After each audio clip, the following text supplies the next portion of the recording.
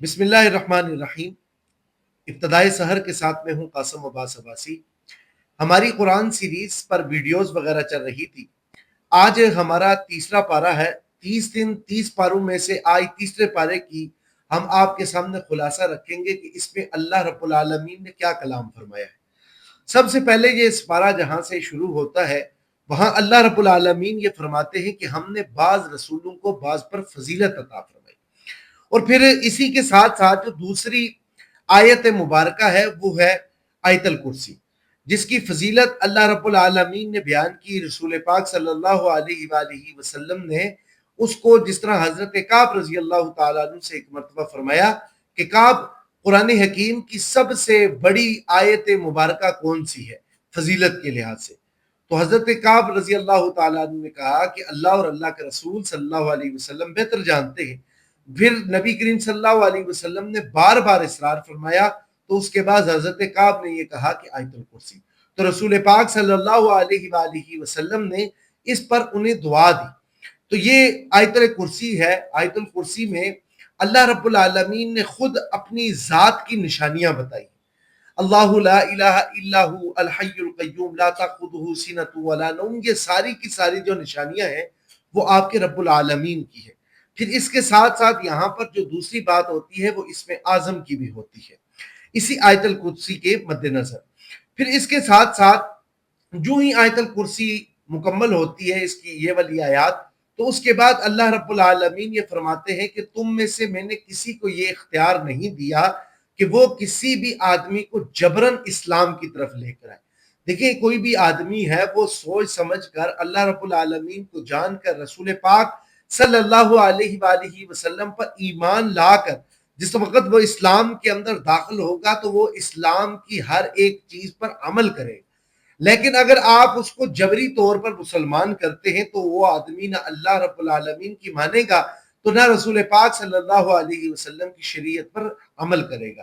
تو اللہ رب العالمین نے یہاں پر صاف اصول بیان کر دیا ہے کہ یہ چیز تمہیں واضح کر دوں کہ کوئی بھی شخص جبرن کسی کو بھی مسلمان نہیں کر سکتا۔ ہر آدمی سوچ سمجھ کر ہی مسلمان ہوگا، اپنے دماغ کے ساتھ، اور پھر ایمان لائے گا، اقرار باللسان و تصدیق بالقلب۔ پھر اس کے ساتھ جو دوسرا رکوع ہے جس وقت وہ شروع ہوتا ہے تو اللہ رب العالمین یہاں پر حضرت ابراہیم علیہ السلام کا قصہ بیان فرماتے ہیں۔ حضرت ابراہیم علیہ السلام کے سامنے جو اس وقت کا سب سے بڑا آدمی تھا وہ نمرود تھا، اور وہ آدمی تھا جو لوگوں کو اپنے سامنے سجدے بھی کرواتا تھا، اور یہ اس کا دعویٰ ہوتا تھا کہ زندگی اور موت کا مالک میں ہوں۔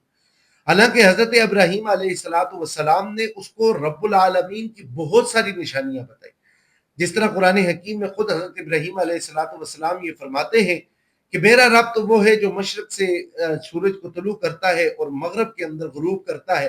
میرا رب وہ ہے جو زندگی عطا فرماتا ہے، میرا رب وہ ہے جو موت عطا فرماتا ہے۔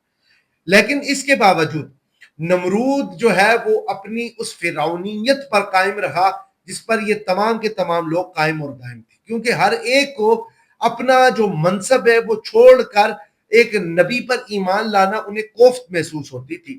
اور اس کے ساتھ ساتھ آپ کو یہ بھی بتاتا چلوں کہ تفسیر ابن کثیر کے اندر یہ چیز لکھی ہوئی ہے کہ 4 ایسی شخصیات ہیں جن کو اللہ رب العالمین نے مشرق سے مغرب تک حکومت عطا فرمائی، اور یہ نمرود اس میں سے ایک واحد وہ شخص ہے۔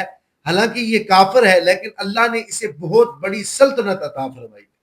پھر اس کے ساتھ ساتھ جو آگے قصہ ہمیں ملتا ہے وہ حضرت عزیر علیہ السلام کا ہے۔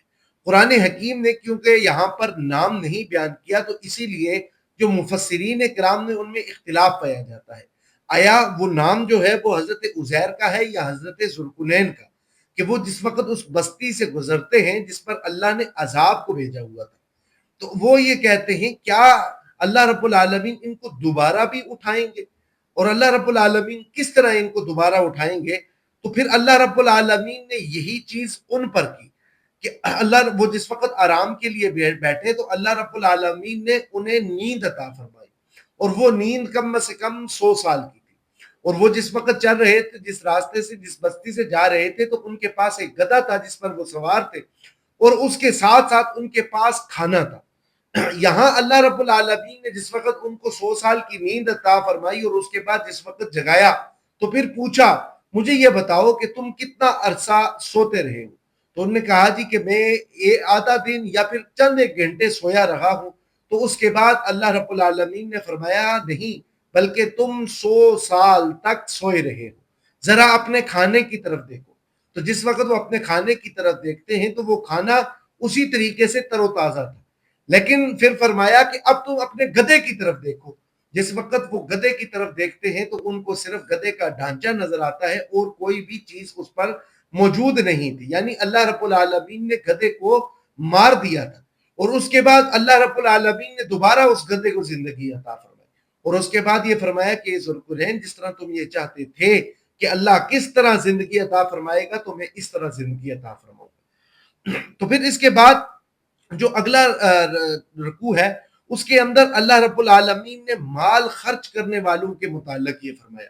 آپ یہ دیکھیں کہ یہ کم سے کم 3 سے 4 رکوع ایسے بنتے ہیں کہ جس میں اللہ رب العالمین بار بار یہ فرماتے ہیں کہ مثل الذین ينفقون اموالهم فی سبیل اللہ، کہ مثال ان لوگوں کی ایسی ہے کہ جو اللہ کے راستے کے اندر اپنے مالوں کو خرچ کرتے ہیں، کہ سبع سنابل فی سنبلۃ مئۃ حبہ، کہ جس طرح کوئی آدمی ایک دانہ جو ہے وہ کھیتی کا پھینکے، پھر اللہ رب العالمین اس ایک کھیتی کے ساتھ 100 دانے لگائے، اور اس کے ساتھ جو اس کی بالیاں ہیں وہ کم سے کم 7 بالیاں ہیں، مطلب 1 روپیہ خرچ کرنے پر اللہ رب العالمین اپنی راہ کے اندر 700 گنا تک بڑھا کر اس کا ثواب عطا فرماتا ہے۔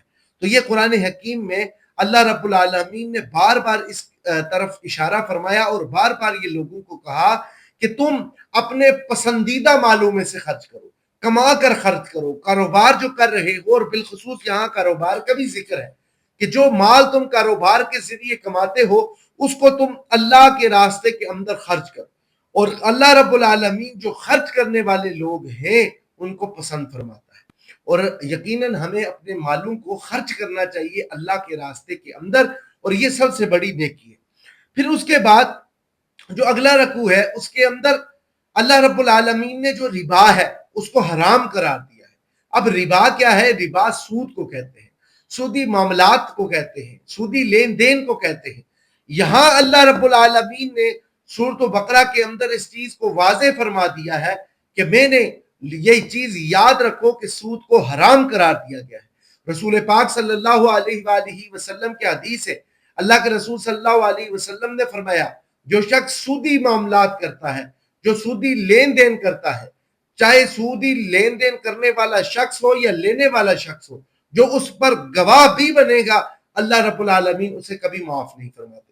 تو سود پر قرآن حکیم اور احادیث مبارکہ کے اندر کئی وعیدیں ایسی آئی ہیں، اور بعض جگہ تو یہ بھی آتا ہے کہ سود کھانے والا، سود کا لین دین کرنے والا وہ ایسا ہے جس طرح اس نے اللہ رب العالمین سے اعلان جنگ کیا۔ تو کیا ہماری یہ حیثیت ہے کہ ہم اللہ رب العالمین سے جنگ کر سکتے ہیں؟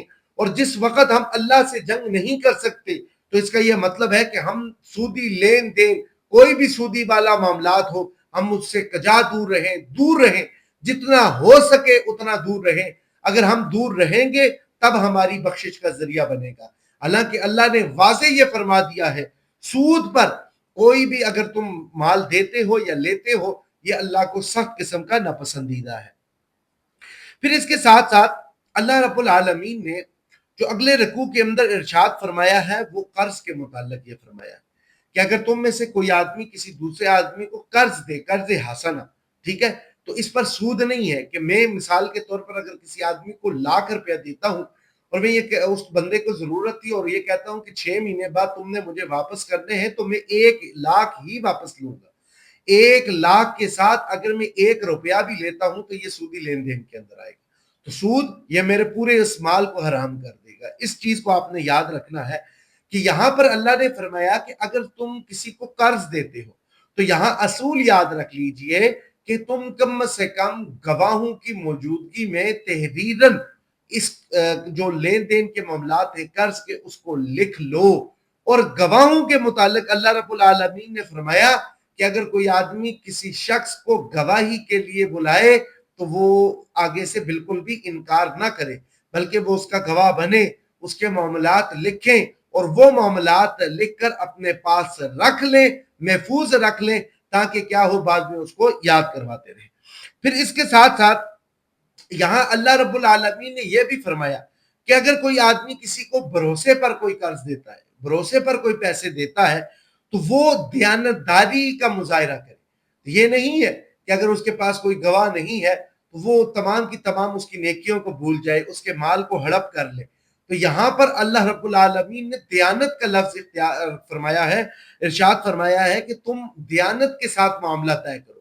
اگر کوئی تم پر بھروسہ کرتا ہے تو پھر اس بھروسے کو تم نے کیا کرنا ہے؟ قائم دائم رکھنا ہے۔ پھر اس کے بعد جو اگلا رکوع ہے اس میں اللہ رب العالمین زمین و آسمان کے اندر جو کچھ بھی ہے اور جو تم اپنے دل کے اندر چھپاتے ہو یا ظاہر کرتے ہو، اللہ نے فرمایا میں ہر ایک چیز کو جاننے والا ہوں۔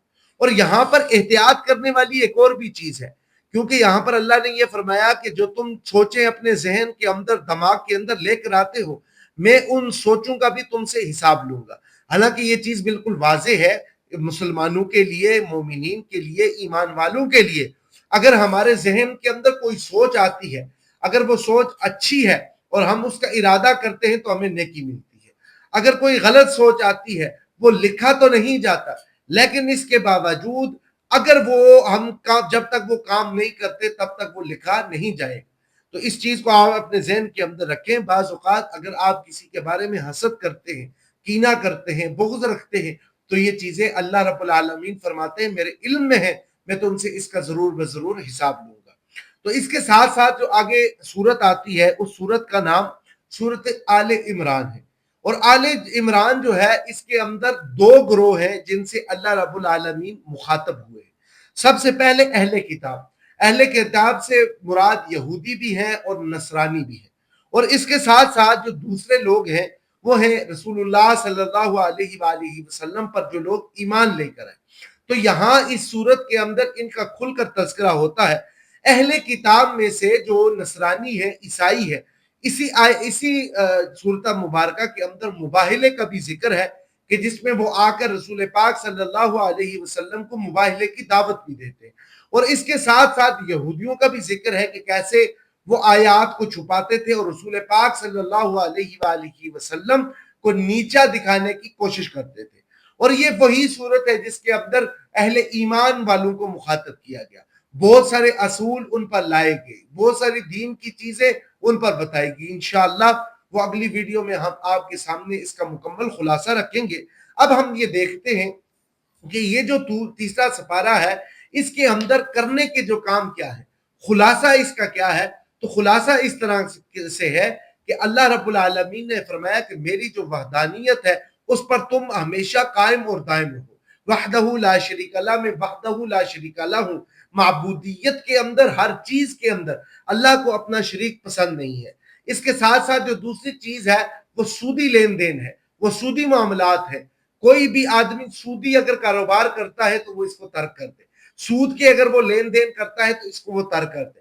رسول پاک صلی اللہ علیہ وآلہ وسلم کی احادیث کا جو نچوڑ ہے اس سے ہمیں یہ چیز ملتی ہے کہ اگر کوئی آدمی خدا نہ خواستہ اس سودی لین دین کے معاملات کے اندر مر جاتا ہے تو آپ خود حساب لگائیے کہ اس کا حشر کیا ہوگا۔ تو ہمیں ان چیزوں سے باز آنا چاہیے، ہمیں اللہ کی طرف لو لگانی چاہیے اور رسول پاک صلی اللہ علیہ وآلہ وسلم کے دین کے ساتھ محبت کرنی چاہیے، تاکہ اللہ رب العالمین مجھ اور آپ پر بلکہ پوری امت محمدیہ صلی اللہ علیہ وآلہ وسلم پر اپنی شفقت اور اپنی مہربانی فرمائے۔ اور اس کے ساتھ ساتھ جو آخری بات ہے وہ آپ نے یاد رکھنی ہے کہ قرآن جو ہے وہ قصے اور کہانیوں کی کتاب نہیں ہے۔ قرآن یہ نہیں ہے کہ آپ کو کوئی قصہ سناتا ہے تو آپ کو محظوظ کرتا ہے، آپ کو اچھا لگ رہا ہے۔ قرآن کا یہ جو قصہ سنانا ہے یہ اس بات کی علامت ہے کہ اللہ یہ فرماتے ہیں کہ یہ میرے نشانیاں ہیں، یہ اس طرح کے لوگ گزر چکے ہیں، اس طرح کے لوگوں نے اس طرح کے کام کیے ہیں، اس طرح کے لوگوں کو میں نے اس طرح کا عذاب دیا ہے، اور ان لوگوں کے لیے میں نے یہ چیزیں، یعنی اگر کسی کے لیے جنت کا ذکر ہے تو وہ اللہ نے کھل کر بیان کیا، کسی کے لیے جہنم کا ذکر ہے تو اللہ نے کھل کر بیان کیا۔ تو ہمارے سامنے یہ اللہ کی واضح نشانیاں ہیں۔ اب ہمارا کام کیا بنتا ہے کہ ہم اللہ کے رسول صلی اللہ علیہ وسلم کے بتلائے ہوئے طریقے پر چل کر اپنی زندگی کو بہترین اور کامیاب بنائے۔ اللہ رب العالمین مجھ اور آپ کو دین اسلام پر عمل کرنے کی توفیق عطا فرمائے۔